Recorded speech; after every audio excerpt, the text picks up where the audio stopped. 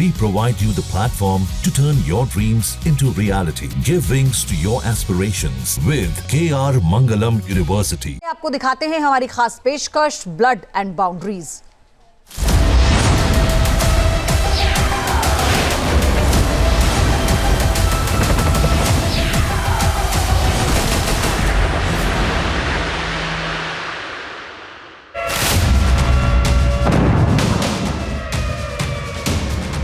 11 जुलाई 2025, जगह ओडेशा, यूक्रेन। रूस के गेरान 2 ड्रोन के हमले से न सिर्फ रात का सन्नाटा छिन्न भिन्न हुआ, बल्कि बड़ी इमारतों के बीच आग की भयानक लपटें उठी थी। 10 जुलाई 2025, जगह मॉस्को, रूस। पुतिन के शहर मॉस्को की तस्वीरें हैं, जहां आधी रात को यूक्रेनी FPV ड्रोन ने एक कमांड सेंटर पर हमले का दावा किया। मॉस्को तक यूक्रेनी ड्रोन का पहुंचना ही बता रहा है कि अटैक और काउंटर अटैक में किस तरह मशीनों का राज है। ऐसे हमले गवाही देते हैं कि वॉर जोन के आसमान में अब परिंदों का नहीं, विनाशक ड्रोन्स का दबदबा है। Speak about ceasefire? No.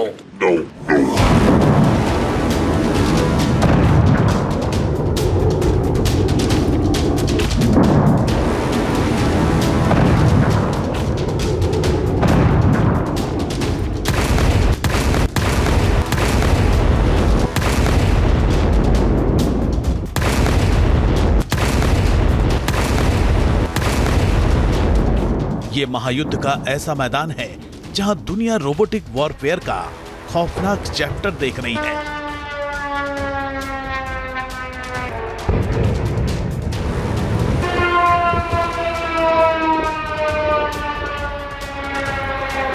Trigger अब इंसानी उंगलियों के सहारे नहीं, कोड और सीकर सेंसर के हवाले है, और इनका एक ही मिशन है, तबाही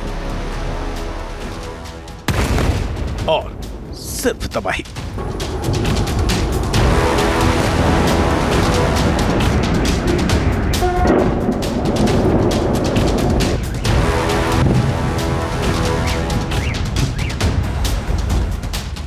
इस युद्ध ने दिखा दिया कि रोबोटिक आर्मी से युद्ध कितना भयावह हो सकता है।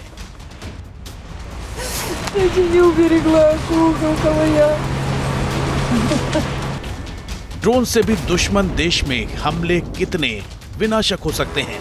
किसी भी स्ट्रेटेजिक लोकेशन को मिट्टी में मिलाया जा सकता है, और वो भी $1000-2000 के ड्रोन से।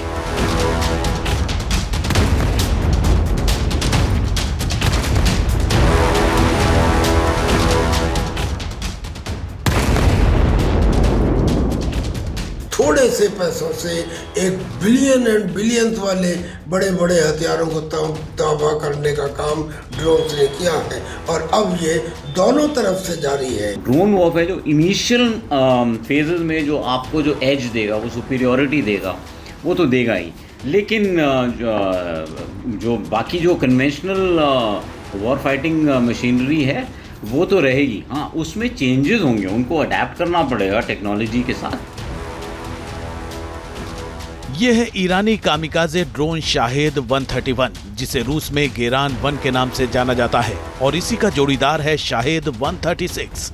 इसे रूस ने नाम दिया गेरान 2। रूस के लिए ये दोनों गेरान ड्रोन बड़े गेम चेंजर बनकर उभरे हैं। रूस यूक्रेन के खिलाफ युद्ध में ईरानी शाहेद 136 का बखूबी इस्तेमाल कर रहा है।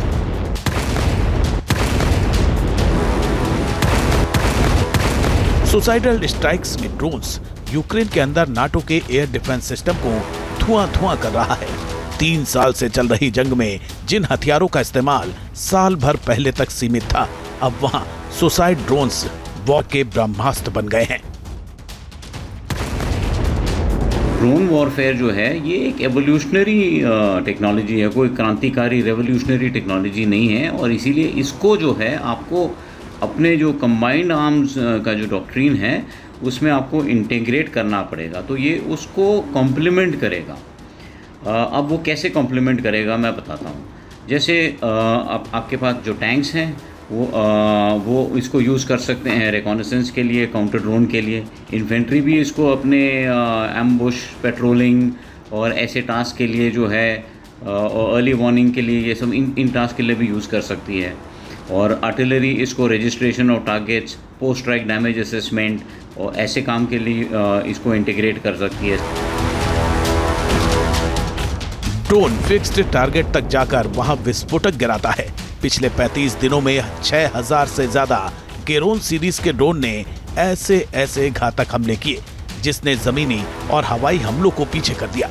इन्हें मार गिराने के लिए यूक्रेन के एयर डिफेंस को महंगी मिसाइलें और यूएवीज का इस्तेमाल करना पड़ा। बावजूद इसके यूक्रेन अपनी धरती पर तबाही रोक नहीं पाया। इस युद्ध ने यह भी बारूदी मैसेज दे दिया कि भविष्य के युद्ध का ट्रेंड पूरी तरह बदलने वाला है। अनमैन्ड हथियारों से भयानक तूफान आने वाला है।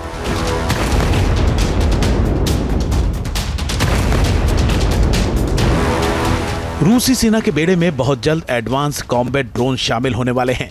फाइनल असॉल्ट की रणनीति के तहत 4 ऐसे एडवांस और hi tech strike drone electronic warfare में आ रहे हैं, जो अनमैन्ड एयर डोमिनेशन की परिभाषा ही बदल देंगे, या यूं कहें फ्यूचर वॉर का सीन ही पलट देंगे। राष्ट्रपति पुतिन की ड्रोन स्ट्राइक फोर्स जिन 4 खतरनाक ड्रोन्स को शामिल करने वाली है, उसमें पहले नंबर पर है S-70 Okhotnik B strike drone. Combat drone की दुनिया में इसे हंटर के नाम से जाना जाता है। ये हैवी स्टील्थ अटैक ड्रोन है, जिसके बारे में कहा जाता है कि ये कुछ ही हफ्तों के अंदर युद्ध में अपना शक्ति प्रदर्शन कर सकता है। काउंसिल ऑफ डिफेंस रिलेशन की रिपोर्ट के मुताबिक ईरानी कामिकाजे ड्रोन से कहीं ज्यादा घातक है, जो Su-57 के साथ टीम बनाकर लॉयल विंगमैन की तरह काम करेगा। दरअसल अर्बन वॉरफेयर से लेकर ब्लैक सी तक रूसी सेना अब अटैकिंग मोड में आगे बढ़ रही है।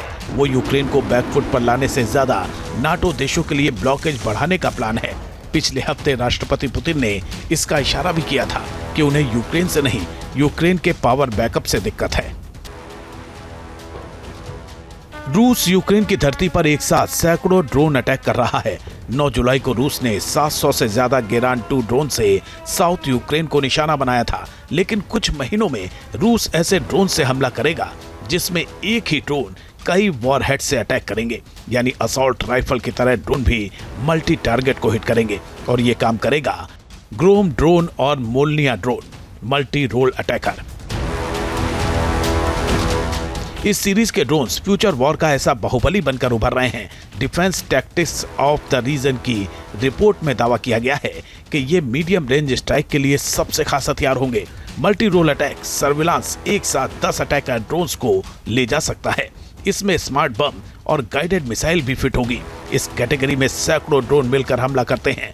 दुश्मन का इलेक्ट्रॉनिक सिस्टम जाम करना, एयर डिफेंस को तबाह करना और सुसाइडल मिशन को अंजाम देना फाइटर जेट से लॉन्च किया जा सकता है। कुछ महीनों में रूस ऑपरेशन में उतार सकता है। ऐसे में यूक्रेन भविष्य की लड़ाई के लिए कितना तैयार है, इसे राष्ट्रपति ज़ेलेंस्की के इस बयान से समझिए। दरअसल रूस के साथ चैलेंज सिर्फ यूक्रेन नहीं, बल्कि अमेरिका और नाटो के वो हथियार और प्रतिबंध हैं जो पुतिन के लिए टेंशन बने हुए हैं। यूक्रेन के डोनबास में लुहांस्क क्षेत्र का हिस्सा भले ही रूस के कंट्रोल में हो, मगर वो मकसद पूरा नहीं हुआ जिसके लिए पुतिन ने लंबी लड़ाई छेड़ी। इधर अमेरिकी राष्ट्रपति डोनाल्ड ट्रंप के तेवर भी बदले बदले नजर आ रहे हैं। सीज़फायर की जगह उनकी जुबान ज्यादा ही फायर है।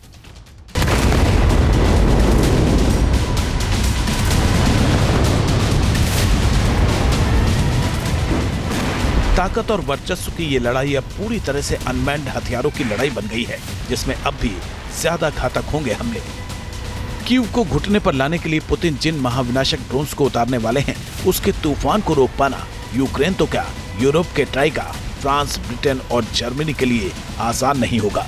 धधकता कीव, खंडहर बनता लुहांस्क और तबाह होता खार्किव। पिछले 3 महीनों से यूक्रेनी शहरों में रूस ने सबसे ज्यादा ड्रोन हमले किए। जो युद्ध आर्टिलरी और रॉकेट फोर्स के अटैक के साथ शुरू हुआ, उसमें अब अनमैन्ड हथियारों की बौछार ज्यादा दिखाई देती है।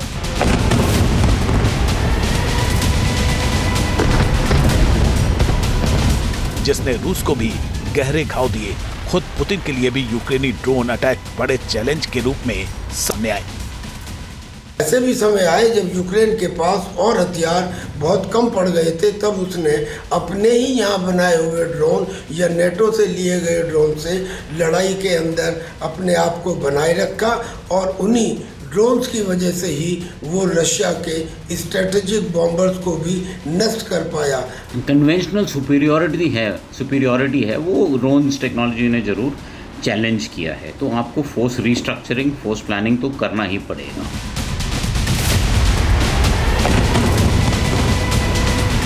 रूस के लिए सबसे बड़ा चैलेंज तो तब आया था जब यूक्रेन में तुर्की के TB2 ड्रोन ने उसे टैंक का कब्रिस्तान बना दिया था।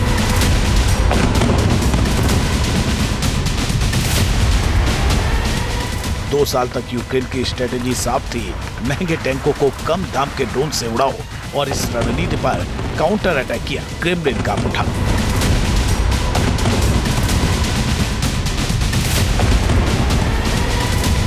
वो तारीख जब बर्फिस्तान में बने रूसी एयरबेस FPV ड्रोन अटैक से अचानक दहलने लगे, वो ऑपरेशन था स्पाइडर वेब। इस ऑपरेशन की खास बात यह है कि इसमें किसी लेटेस्ट या महंगे मिलिट्री सॉफ्टवेयर का नहीं, बल्कि लगभग 20 साल पुराने एक open source auto pilot system का इस्तेमाल किया गया।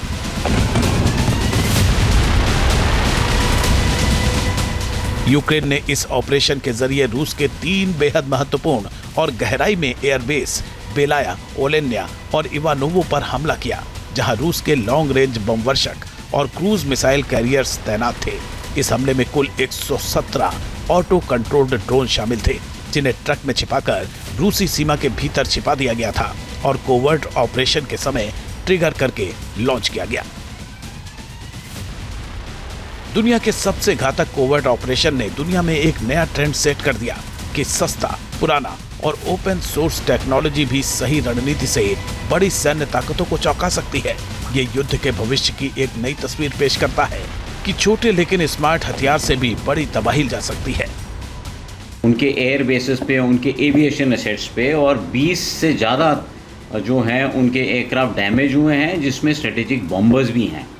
और देखिए इनोवेशन भी देखिए, ये रशिया में ही उन्होंने वो डिप्लॉय किए हुए थे इनके जो ड्रोन बेसिस हैं, और वहाँ से किए। Much like what I would say Israel did against Iran. जब न्यूक्लियर रिसाव से डरी दुनिया,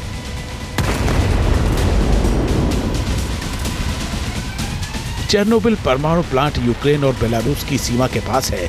इसी साल फरवरी में यूक्रेन के चेर्नोबिल न्यूक्लियर प्लांट पर रूस ने गेरोन 1 स्वार्म ड्रोन से अटैक किया था, जिससे प्लांट को भारी नुकसान पहुंचा था।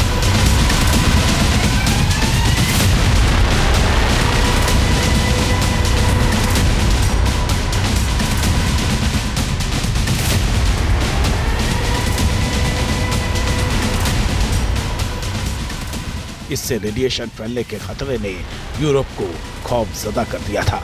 यूक्रेन में सायरन बज गया था।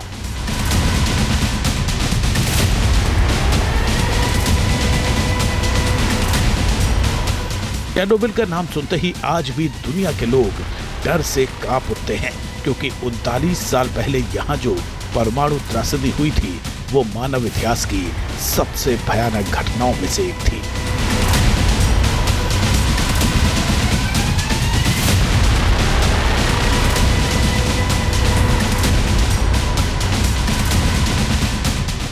तब यूक्रेन सोवियत संघ का हिस्सा हुआ करता था। तब यही था चेर्नोबिल न्यूक्लियर प्लांट, जहां हादसा हुआ था और हजारों लोग मारे गए थे। पूर्वी यूरोप के कई देशों में रेडिएशन हवा में फैल गया था। वैसा ही डर इस युद्ध में पसरा, और वो भी ड्रोन अटैक से।